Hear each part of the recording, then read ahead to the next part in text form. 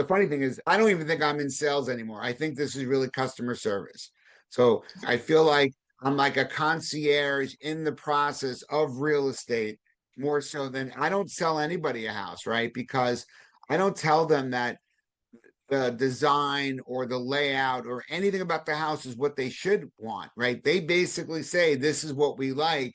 I might, knowing what someone's parameters are, I might guide them and say, well, in the past, you've told me that you don't like this or you do like this. This house has that. It's not really selling, it's more just communicating about it.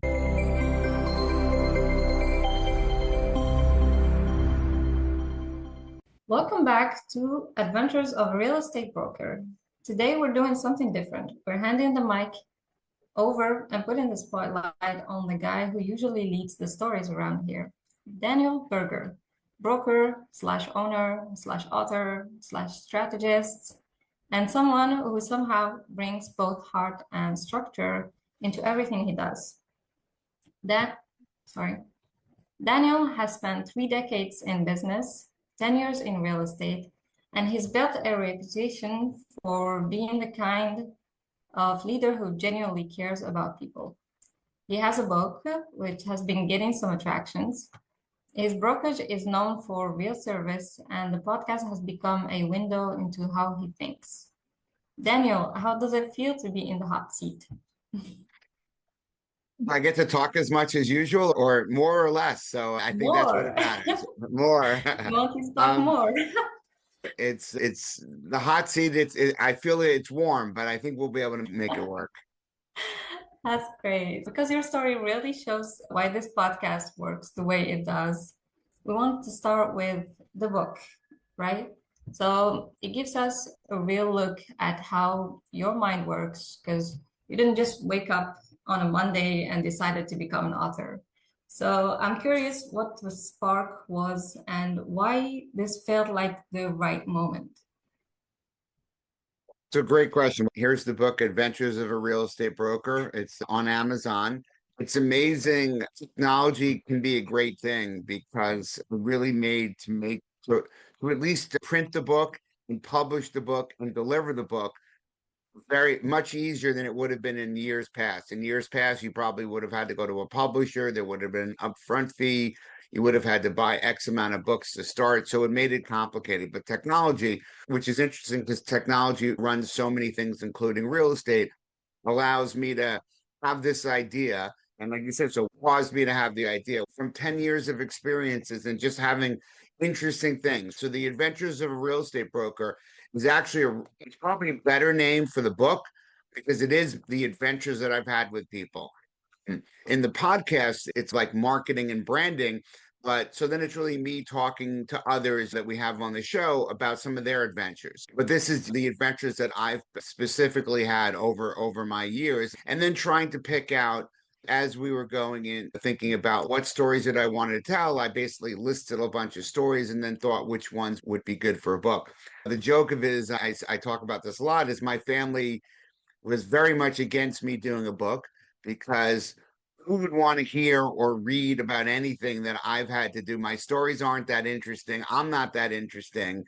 And it's going to be a dud. So that was from listening to my family. With many things, you got to persevere and you got to push through. And I felt that there were cool stories. I certainly, as a storyteller, I would discuss with people like when I'm doing different things. Oh, this happened to me. This happened to me. So it's interesting because a lot of my friends are like, I've read the book, but I felt like I already knew the book because you've discussed most of these stories over the past. So basically, I felt there was something there. I did feel that me writing would be something that's not my specialty. So although I was involved in it, but the way that I was able to do it that worked for me was my son and his girlfriend were at Washington University and she didn't have a job over the summer leading into her senior year and she wanted to be a publisher and a writer. She had done a lot of creative writing and at college and I'm like I'm gonna would you like to write my book? So my son's probably laughing, whatever. But Bailey was like, thought about it, and she didn't really have a job, and I was like, this would be a good thing because this is a job. It's a real thing that you can put on your resume, put on LinkedIn. We're going to write a book together. she talked at one point about ghostwriting, and I'm like, no, no, if your name's not going to go on my book, I don't want you to write it because I want it to be with us. And so she's like, sure. So it would basically be like an as told to. So as she was a junior in the spring and then leading into the summer, and then throughout the senior year, we would schedule time and have a phone call and talk about a chapter. She would take notes, she would record, then that chapter would come to life. She'd send it to me. Then I would work on it a little bit to make sure that it was factually correct and all that. And then that was one chapter. And then we did the next chapter. And then eventually, I think we got to 14 chapters and the sizing of a book that we thought wasn't going to be oppressive to people to read and something, and that was flowing. And so then how do you order the book and how do you do all that? What's interesting is then I tried to hire someone to be like an editor, and what we believe happened, and I did, I paid whatever, and I believe that the product that came out wasn't really so good. And actually, my son Bailey and brought my wife in basically was like, they basically put it into AI and AI because they was just using too many synonyms. They took my voice out of the story, and it was bad. And so then thankfully my wife, who has been with me for all of my, we've been married for over 30 years, so she certainly has been with me for all of these stories.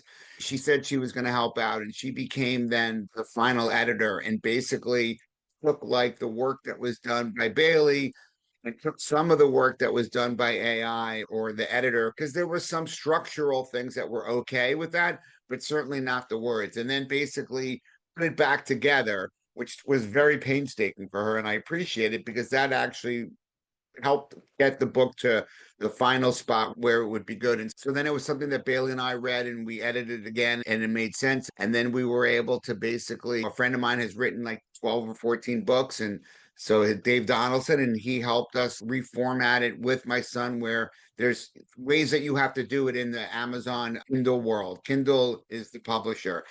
And so we did it, and basically then here it is, right? Then you get your book. And then the scary part is people get to read the book, right? So I ended up having a book party, which I really turned it into a client appreciation event. We had 150 people in my backyard. We had a tent. We had a caterer with food. We had a bartender. We had two bartenders, and it was really cool where my clients and people in the book were walking around the barbecue saying, "I'm chapter 13. I'm chapter 9. I'm chapter 10."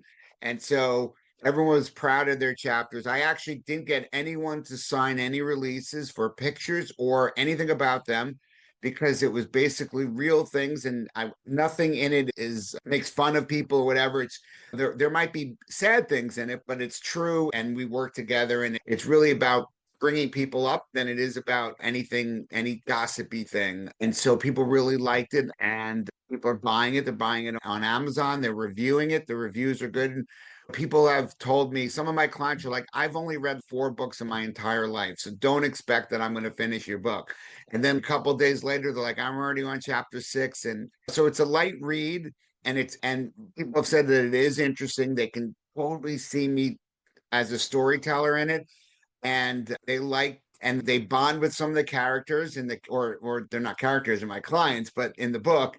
And so that's where it's at, and people read it and they like it. And I think that my son said something interesting. My 22-year-old son, and he's on the back of the book with a quote, but one thing that he said was, the book is better than I thought it could be.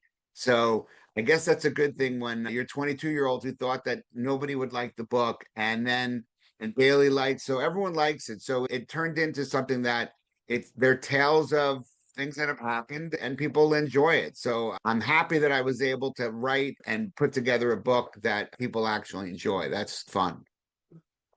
I love that you just put everybody in the book. It was everybody's project, right? There were still many more that weren't. And so what's interesting is every time something comes up, so I now use it like when I meet new clients and we're going to see houses, I'll show them the book. I'll give them the book because some buy it, but they get the book because I want them to see this is about how I help you house hunt. And they like that. And then things happen and people are like, oh, you got to put that in the next book. I'm like, oh, the next book. I'm like, it was a lot, right? It wasn't, you said something about the idea. So many people have the idea, and even now people say, oh, you've only been doing this for 10 years. I've been doing it for 20 years or 30 years. I have so many stories. And I'm like, and you should tell those stories, right? So it's always easier to say you want to do something than to actually go do this thing. And that's the hard part, right? To put enough Absolutely. time, put the energy, the effort. And I think that's also why I've been able to do okay in the world of real estate is because it's the same thing, right? Like people say that they're going to do stuff, but doing the thing and doing the thing is the hard part, right? Not everyone's committed to doing, they're committed to saying. And the joke I tell people is I've written the book on real estate, or at least a book on real estate. It really doesn't make me any better or whatever, but it does show that I complete something and it's something that's good. So clients do like that, or new clients do that as well. When they have many choices to choose from of an agent, why are they going to pick me? Yeah, exactly. There are a lot of authors that start writing books and then they just give up in the middle. But you actually, the book shows your perseverance from starting a project and following it through. Which is what in real estate, it's not easy, right? You can, in a tough market, you have to work hard. And one of my stories is I've shown 205 houses over 13 months. That is hard. I could have, so many people along the way were like, why aren't you firing them? They're clearly not motivated. They're not buying a house. And I'm like, no, because we haven't found the right house. I knew what they wanted. I wasn't going to push them into buying something that they don't want. And I figured I show houses to people all the time. So what's the difference? But they were motivated. We just didn't find anything that made sense. And in the end of the day, the 205th house happened to be the one that they bought. They bought it. It was like 1.2 million. It was all cash. It happened very quickly once we found the right house. And they referred me to multiple people. And the client's mother had passed, and I had to sell $1 million multifamily for them. So me staying with them turned into so much. It never crossed my mind that I would fire somebody who was seriously looking at. That's hard. And you work with them. And you know what? Some houses I've sold, and in the book we write about where I FaceTime the book, the client never was in the house until the day that they moved in or the day we closed. That happens sometimes, and sometimes you have to show 40, 60, 205 happens to be my record. That's, you just got to persevere. That's this business. Exactly. It takes a lot of patience. So I wanted to talk, we're going to talk a little bit more about the way you deal with people in a bit, but I wanted to follow up on the book. Once you started writing those years of stories, I had to hit differently. So sitting down and putting them into words, like you said, it's very challenging. What was that process like for you? So what I would do, what I did is I sketched out like an outline the story, outlined the things that were different about that client. And then it was basically storytelling Bailey, where tried to have my notes and obviously in an order, right? From beginning to middle to end. And if there was something after the end about the client, and then just really tell this. So each one had to have a little bit of a difference, right? So they couldn't all be the same or be born. Different people from some took longer, some were there were issues with ownership or with people passing, dying. And so they were all a little bit different. So it was just making sure that I just properly had the order and properly told the story factually. Because that's the thing is now you have this book out there and people can be like, whoa, that's not how I saw it that had happened. And so those are the things that I worked on. But then it flowed. Were there maybe themes or moments along the way that surprised you? Maybe something you didn't expect to revisit or see from a different angle? No, I wouldn't say that. I would say that the bigger surprise was as we started getting them together, the stories together, how they, and a lot of this was Bailey and my wife as editor, blended them together. And I think reading, so the beginning of the book is more of like my free real estate, like the 30 years and a little bit more because I did things as a child and I worked in a Japanese restaurant and there's stories about that. But it was awesome me reading about, even though I said it and I knew it when I actually read the book and saw the things when I was like 10 years old delivering newspapers and then working at a Japanese restaurant and the things that I said and how we were able to bring it together was interesting. And I think one of the things now looking back from talking to people who have read the book is and I actually was on someone's podcast last week. He interviews authors. And so he had me on, and he read the book. And what he liked the most about the book was that I was able to give advice about at least how I do real estate and how I've been successful without doing lists. Here are the top 15 things you should do. This is what, and I wasn't telling anyone what they should do. It was basically, here are my experiences and how I did it. And I think I appreciate it and enjoy that when others read the book, that they feel that it's not a preachy book, because I wouldn't want it to be other authors that the 7 habits of highly successful people, or this, or do 20 things this way. And I think a lot of what makes someone a successful real estate agent was obviously understanding the game and understanding sales and people, and then it's woving everything together to make sense, which is not, it's a hard thing. You can't really, I don't think you can really teach it. I think it's in you. And it's just how you react and things that you need to, that it's my DNA, but part of that DNA is from all the things that I did years ago. And that's what the book, I think, talks a little bit about. Exactly. That shows, I think the book shows a lot about your relationship with your clients, right? So your client experience is something really rare in this business. It doesn't feel transactional with you. So there's intention behind the way you show up, right? So what do you do to make your clients feel supported in a way that stands out from the industry standard? Clearly, when there are probably other people that are more similar during the transaction, right? Because you're sending listings or they're sending you listings and you're making appointments, you're going to things, then you're bidding, hopefully you're getting things, then you're going through the inspections, you're making sure the contracts are good, you bring in the team of people, the contractors, the inspectors, the lawyers, the bankers, everything to get it done. And then you close. And so some people, that might be it. And I guess I've stayed more connected to my clients after the fact, texting things about them, having them call or text me.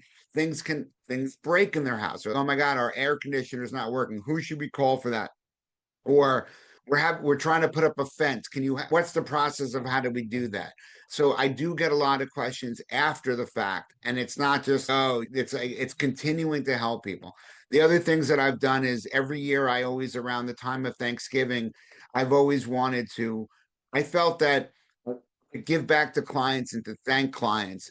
Thanksgiving was a perfect time of year for me, always do. So I've done like pie giveaways, and other agents sometimes say, oh, I bought 300 pies and you have to come to my office to get them. And I'm always like, that's the last thing somebody wants to do on Thanksgiving or pre-Thanksgiving as they're leading up. So I've always delivered. So in the beginning, I would deliver, but then after a while, it was like it's hard to deliver 120 pies. So then I did that one year. Then I had other people help me do it. Then I started doing pies that were gift cards. So I would send gift cards and then people could buy the pie and then it would get delivered to them. So we did that for a little bit. One year I did a really nice throw rug blanket, like a blanket, and it had Remax on it and said with gratitude, and it was cool. What that is, I was getting all my clients sending me pictures with their children and their pets, cats and dogs on the blanket. So that became like this marketing thing. So this year it was the book. So I had the book party. I gave people the books, but it was also like a barbecue, right? It was a really nice barbecue with food and catered and drinks. So it was a way to give back. So I always like to give back to people, but I've done things like, and in the book we talk about one of my clients, I've done maybe 12 transactions between them buying and selling, between their family and between friends. And we went out to a really nice seafood dinner. And that client, I'm actually still doing 2 more projects for him right now. So it's always try to always be thankful. I've gone to baseball games, basketball games with clients. If they have charity events that they're doing, I'll donate to those as well. So it's really being connected. Because what I've seen over the 10 years that I've been doing this is that my phone rings a lot with people who are referring people. And so That's really so. As a newer agent, you just have to take any piece of business you can get. And I did that. And those small pieces of business that I did, a $20,000 land sale, $100,000 apartment, all those turned into then eventually someone has to sell it. They have a friend, they have a this, so they inherit something. And I always felt you treat people like people. And by doing that, think good things happen. And so some things are bigger than others. And again, I don't work on what the size of the transaction is. I deal with the people. And that, for me, that has been a strategy that's been very helpful and has worked for me. I love that. So that kind of care usually comes from somewhere specific, right? Whether it's your values, maybe your experiences, maybe some, like you said, moments early in your career that shaped how you approach people. So how did that philosophy come to fruition? It's the golden rule. Like do unto others as you would want them to do unto you. It's like I try to treat people the way that I would want to be treated, maybe even better, right? Sometimes it's okay if I'm not treated as well, but I want to treat people the best. And I guess maybe if you were think about if you were a scientist or somebody that worked in a factory and you put a specific part on. Maybe your coworkers knew what you did, but nobody else would know that's what you did. And real estate with it's about the brand, obviously, but also the brand is me. And people can go on social media and say they had a good transaction, a bad transaction that could stay there for a while. So it's really I'm driven to make people satisfied so that when we're done with their transaction, they could write a glowing review.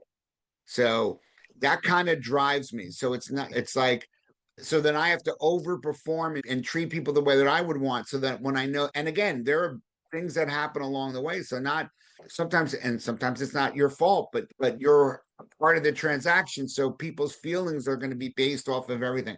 So all you can do is every day try your best, go into your Rolodex of resources when bad things happen to try to fix things, make things right, treat people honestly. And that formula has worked for me. But it's really trying to not disappoint people, knowing that also that they're going to look to me. And so I try to do everything that I can. And I tell my clients, you can text me 24/7. I'm probably going to answer at like 18/7. I'll probably return that text at 1:30 in the morning because I'm up doing stuff. But I always want, and because some agents would say they'll have like on their voicemail, oh, after 5 o'clock or 6 o'clock, I'm not going to call you back. I'll call you back the next day.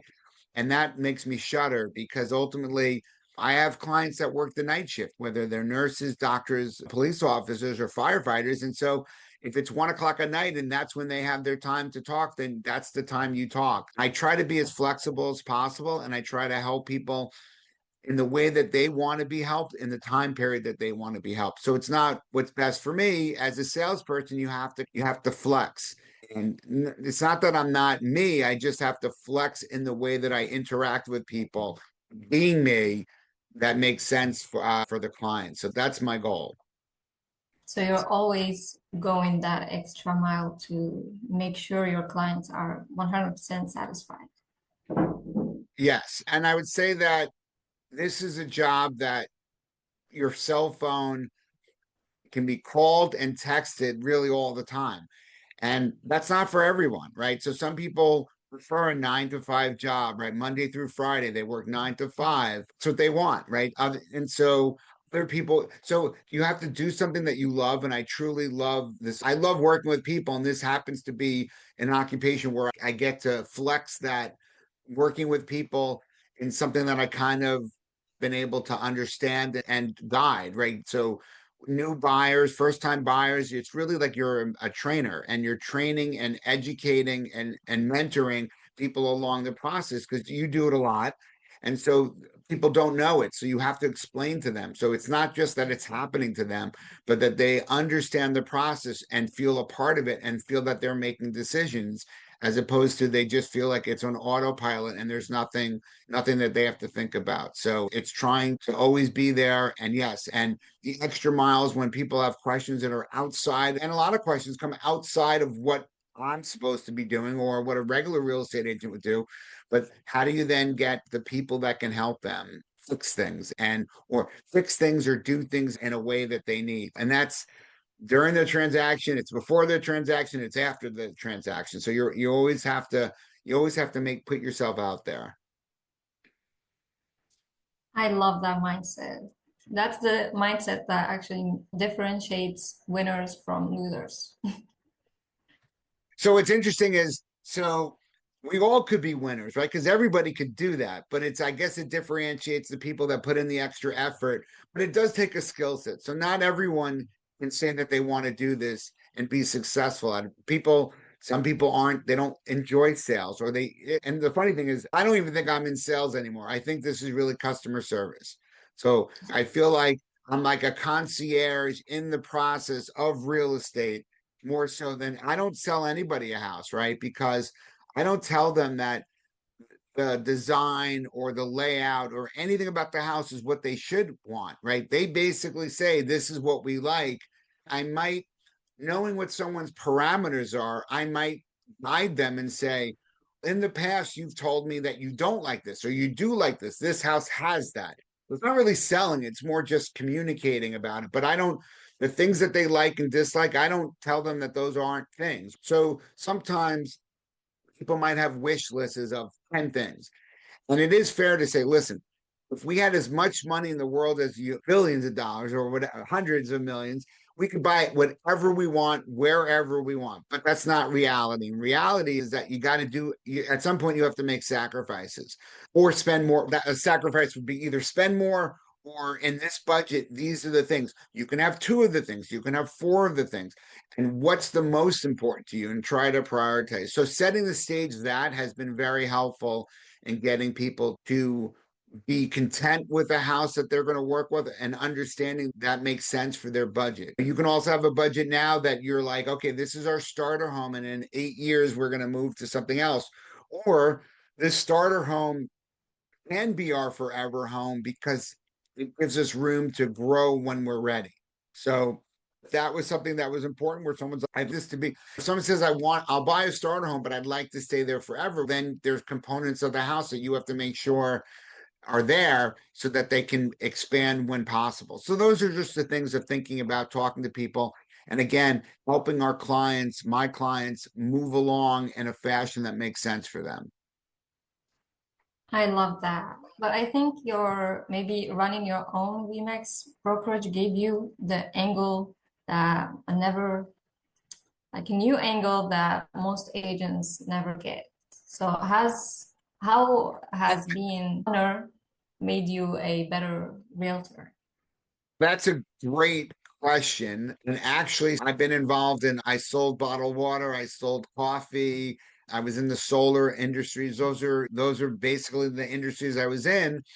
And then my last job 10 years ago, when I was in the solar business, that the company went bankrupt. And so I had to think of what am I going to do with the rest of my life? And my wife's, you should be a real estate agent. And so in New York, you actually have to be an agent for 2 years before you can be a broker. But there's actually a legal backdoor way using other things that you've done in real estate, like buying your own home and other technicalities, like checking into a hotel, actually counts as a day lease. And you can count those points so I was able to actually get my license before the 2 year mark. But I always knew that kind of entrepreneurial. So I was at other brokers as I was getting ready to build my own brokerage. And I think you're right, where I don't like necessarily having to be confined that in a company that these are the rules, you have to go, this is the only way to do it. And I like to think outside the box. And so me owning a brokerage, I think totally makes it where I'm so much better because I'm not confined to a box and I'm outside the box and I'm able to do things like in the book we talk about I've lent people money to get to the closing table. I've lent people up to $40,000 with no interest. I probably couldn't do that if I was working for a broker because they would feel that there's risk, that they would take the risk. They don't want to do it. As my own owner, I can absolutely do that, or I can cut the commission to get a deal done. I can postpone commission to get a deal done. All those things. So as a broker now that I have agents that work for me, things that like my agents are like, oh, this is an apartment, it's for my daughter. Do I have to charge a commission? I'm like, no. So it's things like that that I'm like the people that work for me, I treat them that how I would want to be treated. Or if they're buying a house or selling a house, right? I'm like, don't charge yourself commission. There's no, I don't need to be making anything for you selling your own house. And so things like that, I get to make the rules up that I think make sense, which the people that work with me enjoy that it's not just this large company owning it. It's just Danny, right? It's me making the rules that are based off of what the law is and also common sense and being true to myself and the people that, that I work with and work for me. I think me being the broker owner is pivotal part of what makes me. Exactly. So when you're sitting at the leadership seat, you notice things that maybe don't show up at the beginner level or maybe the agent level, whether it's patterns, challenges, or opportunities. I as a mentor to people, right? Like most of my agents will talk to me about the deals that they're working on, will share with me their offers. And from doing offers myself, I'm very involved in the sales directly myself. I'm able to then see things that they might have missed, right? So I do a lot of mentoring, coaching, and advising for deals that come to me of what can you do differently with that to get the deal. And actually, I just did this the other day. One of my agents was bidding on a property. We knew that there were multiple offers, and I made a suggestion. I said, if would your client go a little higher? Because maybe if your client goes higher, you'll be able to call the agent, the listing agent, and say, for today only, we'll pay this amount of money. And she's okay. So we did that. And the person basically was thinking about going to a final and best, but decided that we gave enough that they didn't want to do that. Plus, we also knew that was a deal that was in contract, fell out of contract, and the person knew that we would work quickly to get the deal done. And so we basically, by going up not that much money and showing our interest, was able to lock it down, get the accepted offer, and now move ahead. So that was things of seeing things from a leadership standpoint and able to help others. So that's an example of that. Exactly. So you basically understand the big picture, so you manage to navigate the small moments differently. And a lot of what we do is we deal with personalities, right? There are sellers personalities, buyer personalities, the agent personalities. It's not like a cookie cutter approach, right? Different people are going to react differently to things. So sometimes you can move the needle by pushing that you want something, and other times you have to take a laid back approach. It really depends on who you're working with. So that's like there's more art to real estate. It's not a science and it's not an exact thing. You have to be in the moment and have a big toolbox of things that you've either used in the past or are going to use, the tools that you're going to use to try to move ahead and be productive and successful. So it's not and it doesn't come across, everyone's not going to say it in a way or write it in a way that's going to come across the same. So that's what makes it really interesting job, is every day it's different. That's so interesting. So you said you talked about mentorship, and that has become a very big part of your life. So your agents lean on you. How much time do you spend mentoring your agents? A lot. I do a lot of business myself. I'm going to do from 50 to 60 transactions a year, but I always have time right now. I can see my phone's ringing or texting with people asking questions. It's nonstop, but I don't mind it, especially as the broker. So obviously so technically they're paying for it because I get a percent of it. Obviously there's overhead and all that.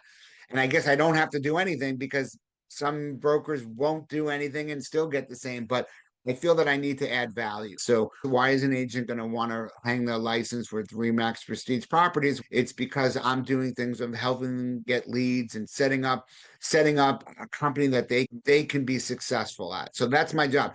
How do I make Remax Prestige Property successful that an agent can make a living, a successful living, and being professional? So that means that I have to add value. So me adding value is also being the mentor. And even then, mentor for newer people, but people that have been doing it for more, then it's really just as like a coach or colleague, right? That is just reviewing things just to see, oh, if maybe do it this way or maybe do it that way. So different, my agents are at different skill sets and different levels and different experiences. So it's all different. But anytime, even the ones that are seasons, I see things and then I'm like, oh, we need to do this. Or if we did this, you might be able to get a lot more referrals because we can become the referral partner for this person or this company. So those are the things that we try to think big picture when we can. So it's been helpful so far. Yeah, but you've also ended up guiding agents outside your own brokerage. I'm not really one to, I'm not a cold caller. I don't cold call for listings. I don't knock on door. I'm not a door knocker. So I don't really go out and try to get agents. The agents that I have, actually, a few of them have been clients. Two or three of them have been clients of mine that they're like, oh, I want to do this. And then other people who have seen what I've been doing, either through social media or through knowing me, have left other careers to come here. So it's more, I don't need to, I'm not one to scale for the sake of scaling, and I don't need 100 agents. We probably have 15 with maybe six being full-time.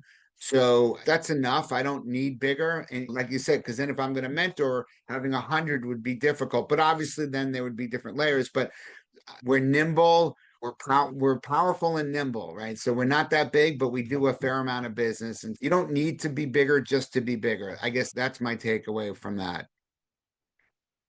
Exactly. So when you become a mentor, you tend to notice what newer agents tend to get wrong early on. What maybe are the misconceptions they walk in with before reality sets in? What's interesting is some of the agents, I've had to say this a couple of times, that I can't want you to be successful more than you want yourself to be successful. Because newer agents, there's a lot of media around what an agent is, from $1 million listings and Selling Sunset and or the HGTV shows Fix and Flipped and all those. And I love watching them. They're all fun, but they're made for TV. And or people feel like, oh my God, you get X amount of money for selling a house, and then they think they can do it part-time. So I don't think it's really a part-time job. The only way it could really be part-time maybe is if you're a listing agent where you had all these contacts. But I would then think, why would all your contacts want you to list your house if that's not your full-time job? So ultimately, I think the people that are better are the ones that are full-time, although I have ones that are successful that are part-time, but they work like it's full-time. So that's the thing, is you have to be available, right? Buyers, if you're representing, buyers are going to contact you all every day and all hours of the day.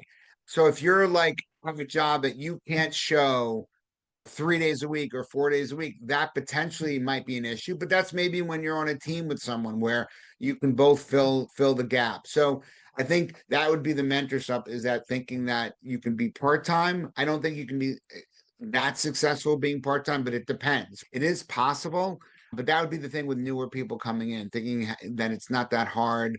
It just will come to you. And it's no, it's a lot of work, and you got to absolutely put in the effort. It's very difficult. Exactly. Yeah, I can only imagine how difficult it is. So your podcast has this way of pulling out the real human side of real estate. I'm curious where that idea started for you. Something clearly clicked and made you think, all right, let me start recording these stories. I've seen some podcasts. What I like, that's a great question. Why did I want to do it?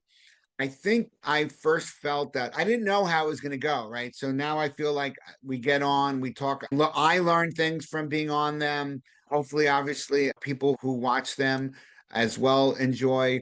So it's conversations with other people in the industry. So that I just realized that in the world, the technological world that we're moving into, the more things that you have that people can see who you are, the better. And I certainly know that I've gone to some of my listing appointments and I asked the people, how did you meet me? How did you come to call me? And they're like, we asked AI. We asked some whether if it's Copilot or Chat GPT, they put in their phone like, who are the top three agents in Westchester County and Rybrook, whatever, and your name came up. That just solidifies more that you need as many data points out there, right? So people writing reviews are data points, Google reviews, Zillow reviews, having a podcast, writing a book. So those are all things that are probably going to get caught in the internet, that the more good things you have, the more that's going to be making you a little different. So I think at this point now, it's not bad. I try to make them fun and bring on people that there's something good to talk about that we can learn something from. That would be the reason. And then it's also nice having it there because I think I've done like 55 of them, 55 that have aired or something like that. And so it's something that's out there that people who want to learn, whether they're here or anywhere, can turn that on and learn a little bit about and just hear some stories that maybe will give them an interest of things that they can do. So that helps a little bit with the mentoring as well. And it's a nice chat with people. It's a nice 45-minute chat with somebody in the business who has their own story to tell, and it's a cool way to have that dialogue. It's clear you have a type of stories that you like on your show. So what kind of guests do you love bringing on? I do always like to ask the stories about what adventures that they've had. I'm pretty open, right? So obviously people from around the country, it's fine. Agents are fine, brokers are fine. I've interviewed some lenders that might talk about different structures that can help people, some tax people, mortgage people. So anyone that's involved in the real estate world, I feel is helpful. So I try to have it more broad than less broad. Just having people on that tell their stories and hearing that, wow, that person's in. I had someone from Arkansas the other day, and I'm like, you know what? We do the same things of treating customers like gold and always being available works in Arkansas as it does in New York, as it will in California or Colorado. So that's where I learned that it's not geographic. It's the secret sauce is not where you practice, but what you practice. That's what I've learned. I love that. So by the time an episode ends, what do you hope people will walk away with? Just that they've learned something that will help them in their business, or need to learn or find something out about something and want to go more in depth on it. If it's whatever it is, it's more like people listen to it, they're like, that was interesting, and maybe there's some takeaways. I want to read a book, I want to learn more about this, I want to learn more about that strategy, or I could do that. I'm not saying that it needs to be, it's I don't want to take myself too seriously, and I don't take myself seriously, my books, the podcast, but it's nice that if it's something that people enjoyed, and then either maybe they listen to it, they're like, that was great, maybe there's no takeaways, but trying to have people at least not feel that that time was wasted, that they learned something. I love that take. So you've built this layered career, sales, leadership, writing, podcasting. You've always got something brewing. What's exciting you most right now? I'm excited that I finished the book because that was so hard. Maybe the next thing is just maybe getting a little bit more involved in investing. So I think part of being a good broker for an agent for people is to understand the trials and tribulations that my clients go through, especially my investors. So I'm probably more excited now on I've done a deal with one of my clients for a commercial property and just trying to leverage the people that I know and to try to make it happen, because then it's not just I'm more along with my investors in the projects that they work on, and I become a better agent by learning more and by doing it. So that's probably that, but not anything huge necessarily going forward. Just understanding that technology changes, how to stay current but not yet go too far into the future. So one thing that is interesting, maybe a last thing, is that I know that a lot of people want to use AI and all that, but like I am not wanting my clients to first interact with a bot. A lot of these things are like you're not interacting with people. You're getting texted from a computer. And so I feel that I'm like the opposite of that. I feel I want to be involved. I want to be talking. I don't want a computer to say the things that 'cause I don't know what's coming out of my mouth. I know that the computer's not going to know. And it depends on the people. So I feel like more hands-on, person to person caring are the things that I'm trying to do going forward. That's refreshing. In today's world where everybody's using AI to actually want to be personal with the people. Or impersonal. They want to get with In-person. they're impersonal with the people. I want to be personal with the people. Yeah, so after everything you've experienced so far, there's definitely a lot of wisdom you carry with you. What's one thing you'd leave everyone with today? I would say try to do a career or that makes you happy and that you can add value and where it doesn't feel like it's eating. Like I feel like it makes me better. Working with my clients makes me better. Work helping people out in this make I feel great about it. That's why it's so simple to wake up in the morning and to get to the desk or talking on your phone at late at night because I like what I'm doing. I like the people that I'm working with. So it builds me up. It doesn't knock me down. So I don't get tired from it. So even on vacation, I'll be working with clients because I don't feel that it's taking away from anything. I'm just helping people. So try to get into whether it's real estate or any career, try to do one that you like and that you can add value to. And that's really it. I love that. I love that advice. I'm actually gonna take that. So this was such a good conversation, Daniel. Thanks for letting everyone step behind the curtain a bit and see the heart and strategy behind your work. And for everyone listening, we're excited for what's ahead, more stories, more insights, and a whole lot more adventure. Thank you. Thanks for having me on. I appreciate it. If today's stories opened your eyes, wait till you see what's next. Hit the video on screen to join the next adventure with Daniel Berger.